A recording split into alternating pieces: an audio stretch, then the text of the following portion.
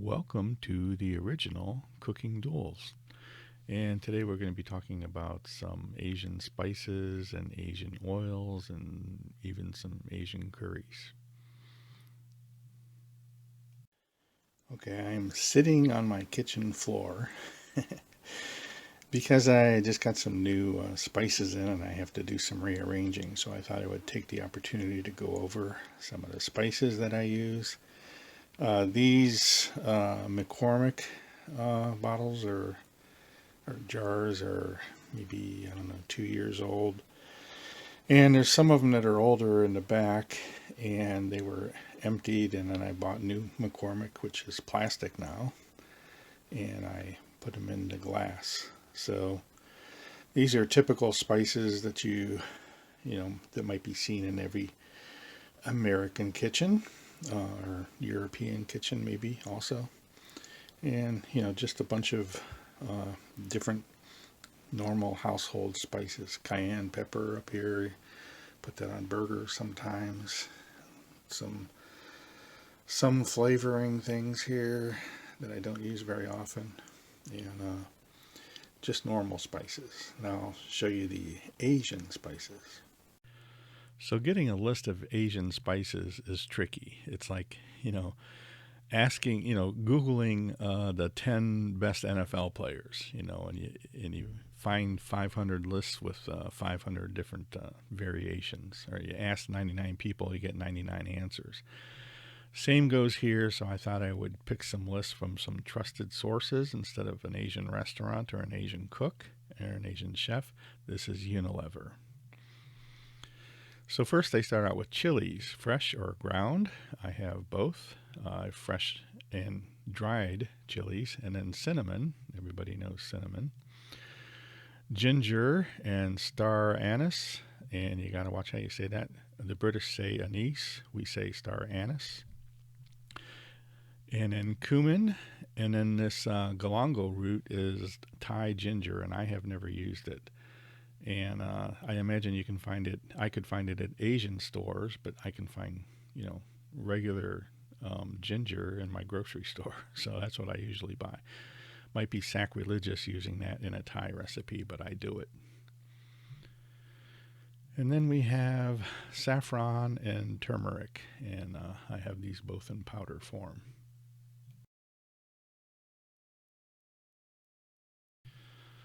Okay, I'm only going to do two lists, and this is from the cooking channel. I didn't try to go to all the different cooking channels like America's Kitchen, to see if I can find lists of Asian spices because, like I said, it's crazy the variety you would get when you look for multiple lists. I would just start with the Unilever list and get those to begin with, and buy spices as you need them.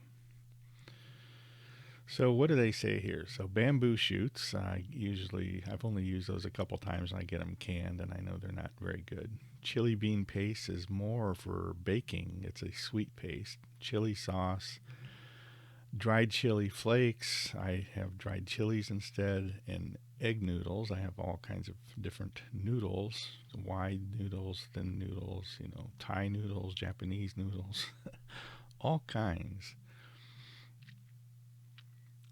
Five spice powder. This is more Chinese. Sichuan, Sichuan province.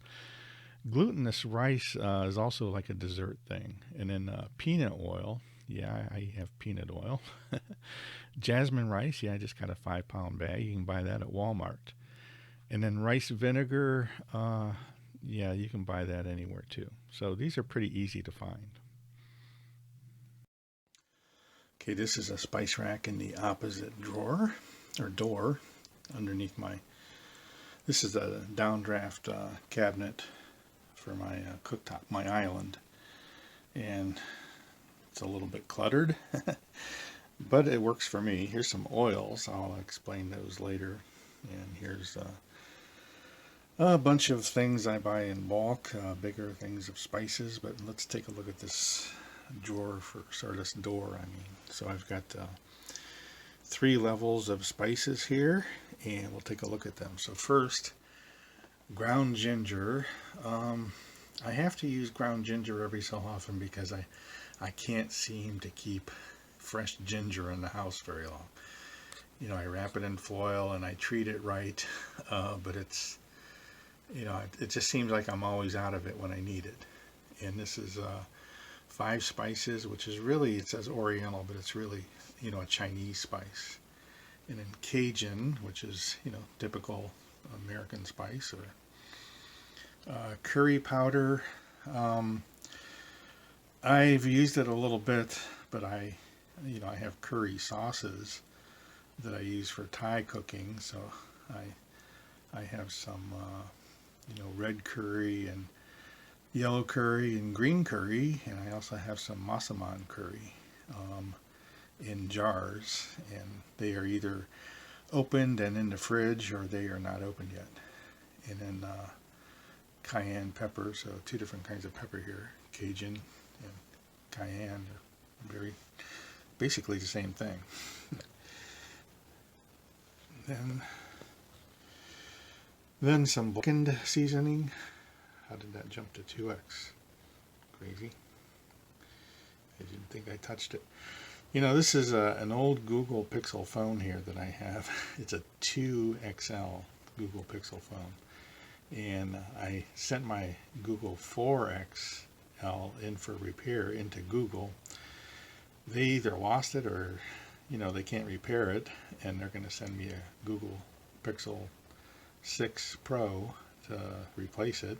You know, I kind of voiced my disgust with them losing my phone. You know, they offered me a bunch of things. I said, just find my phone. How do you lose a phone? You guys are supposed to be able to fix these. It's a very well-known problem. I've only had it 5 weeks and it failed. And it says to either take it to a service place, which the closest one to me is maybe, I don't know, 15 miles. I just didn't feel like going there, so I decided to mail it in to Google. And they lost my phone. Okay, so what do we have next? Caraway seeds, poppy seeds, and sesame seeds. I use some of these, like sesame seeds, for making ahi tuna, which also takes black cracked pepper and white cracked pepper. And then down on the bottom here, what do I have? Coriander, organic, cilantro, another 5 spice, like the one up here. This one's really Chinese though. And minced garlic. And what we got here is pizza seasoning. That's not really Oriental. It's not, you know, it's not typical Chinese. But a lot of these I use in Chinese, and then I have, you know, bigger spices down here. So this is the dilemma now. I have this part, you know, everything, all of my cutting boards are here, or, you know, all of the, I don't know where all the wooden ones are. Oh, they're in the next cabinet drawer. So here's some stuff that I keep: soy sauce, pumpkin spice sauce, you know, for pumpkin spice, spice, pumpkin pie spice, lemongrass. You know, I think I sent a question to Pylin, who does the Pylin's Hot Thai Kitchen. I've been following her for many, many, many years, and she talks about lemongrass. I never used this lemongrass powder before, but I have some items on eBay that are on my watch list, and it's lemongrass plants, and that's how I plan to buy lemongrass from now on. Because, you know, every time you go to a grocery store, it's like $10 for 2 6-inch pieces, you know, wrapped in plastic, and it's with the rest of all your Chinese stuff, and it's, you know, you buy it and you bring it home and it only lasts a week. And $10 for 2 of them. So you can buy live lemongrass plants for, you know, like $12 for, or $15 for 12 of them. Plant them in your house, and then they're ready when you're ready.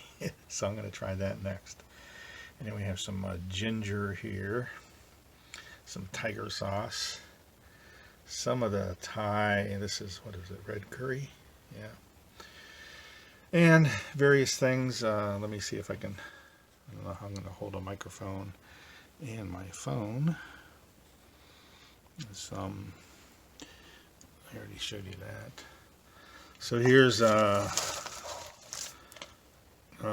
coconut sugar. Bunch of things here just wrapped up. What is this? New York. I don't know. Oh, this is. I don't know what all this stuff is. Let's see. I gotta put some stuff down. So, oh, this is that star anise stuff. That you have to keep this stuff. The reason you can't see this. Let me see if I can somehow show you what it is there. The reason you can't see it is it's in 3 bags, 3 food bags. And the reason it's in three food bags is this stuff is really potent. It's very, it has a very, really heavy aroma. It's, it smells good, but, I keep it like this in 3 different bags, 3 different layers to keep my whole, cabinet from smelling like this. And also, I figure if I can contain the smell, then I can keep it fresher longer. So this stuff is from last year. It's not that old. Then we have some sliced almonds, and I don't know what else is back here. What's this? These are some dried chilies. Now I use the dried chilies, just for stir fries. I don't make my own curry sauce, if somebody's wondering that. And what do we have in back here? Ground cinnamon, black peppercorn. So I just got this stuff in. I guess I'm gonna have to rearrange my shelf a little bit because this stuff's not gonna fit here. You have to see it has to clear the spice rack, so nothing can sit right there. I don't want to really stack this stuff. It'll be falling all over the place. So the stuff I just got in is whole white pepper. I have some in a pepper mill, but it's running really low. It's one of those mills that comes with, I don't know if it's refillable or not. See, I think I can push this back, maybe create a avalanche somewhere.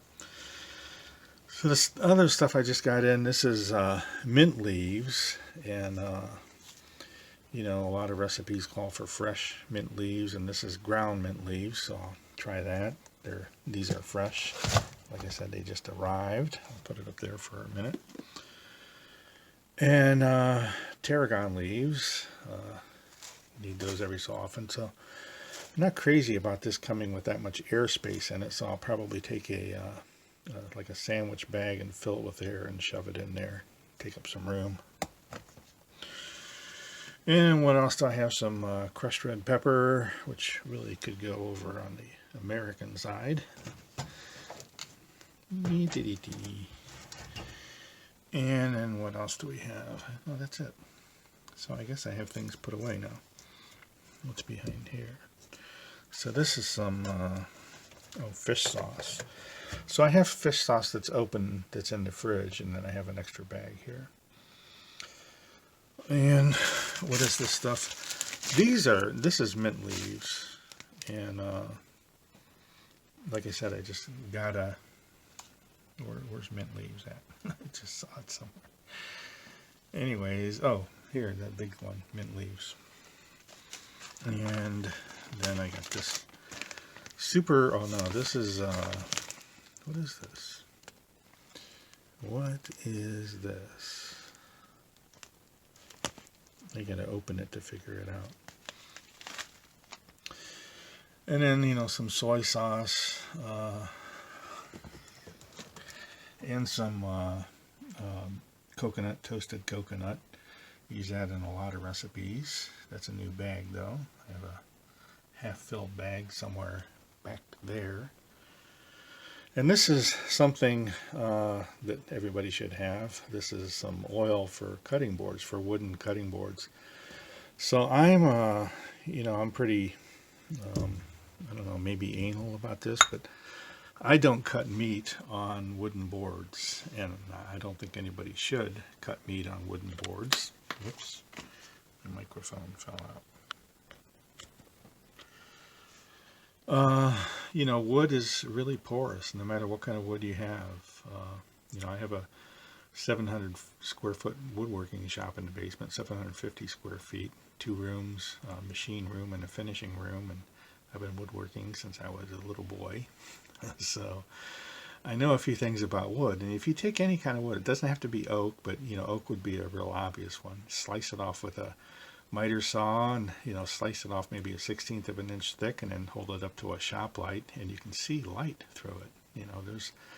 There's a big pattern of holes, and all wood is like that. Some wood is more porous than others. Now bamboo is not very porous, but it is porous enough to where it's going to absorb all the juices in your meat. So it's not ideal. So I always use the plastic cutting boards, the polypropylene or polyethylene or whatever the hell they are, for cutting meat. Then if they start getting off-white looking, I'll bleach the side of it and then scrub it really good with a brush. But this is for treating wooden cutting boards or wooden salad bowls or any kind of wooden, or like spoons, wooden spoons. And it's oil, so it'll close up the pores, and it's food safe, and it doesn't go bad, it doesn't get rancid or anything like that. Okay, so I gotta figure out where to put my lemongrass. Maybe it'll go in front here. And the ground ginger. I hate using ground ginger instead of ginger, but like I said, there's a lot of times when I'm out of ginger. I don't know where that goes. I'll put it back here behind that. Okay, so that's a look around at some of the spices that I have.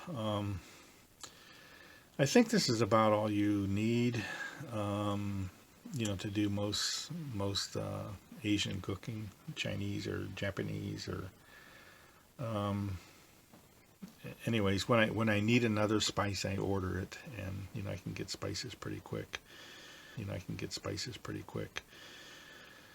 So that's a look at that stuff. And now, as far as oil goes, I'll show you a little bit about what kind of oils I use. So what do we have here? We have olive oil. We have sesame oil here, and grapeseed oil, and sunflower oil, and then we have some regular Cisco canola oil. So, and then I have some Pam. I use Pam just when I'm in a hurry, and we have crushed red pepper here. So these oils I'll talk about when I look them up again, and the reason for using these is they have different flash points, different points where the oil starts burning. So some of them are really high temperature for high temperature stir frying, and some of them are low temperature. So that's the idea of having all these different oils.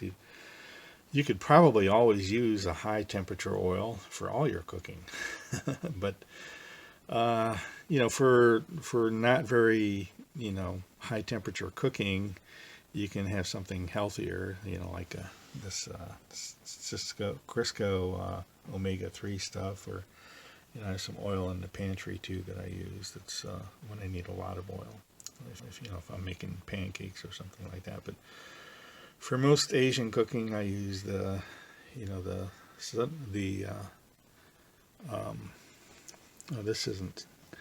this is safflower, and this is grapeseed. Grapeseed is a high flash point oil.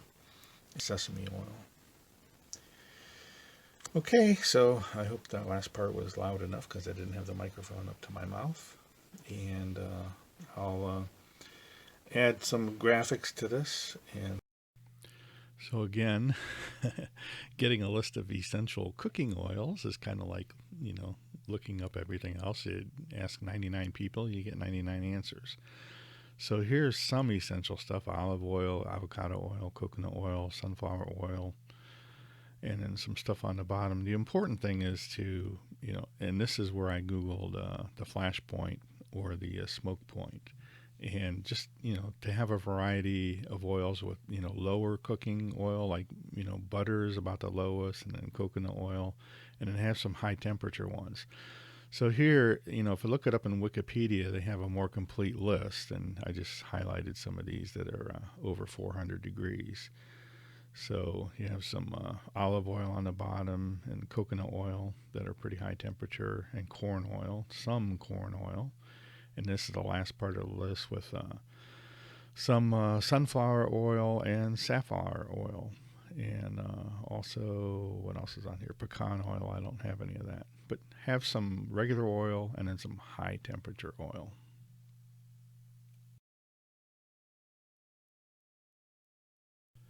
So rather than look for a bunch of curries, I just went into my eBay purchase history, and you can see here I got some green and yellow curry about the same time, and then also red curry I buy pretty often because I use it very often for Thai cooking.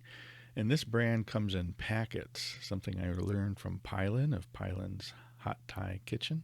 And what's nice about packets is you can open one and keep the rest of them in your drawer. You don't have to refrigerate them when they're in a packet. Thank you for watching. Don't forget to like and subscribe. We appreciate your time.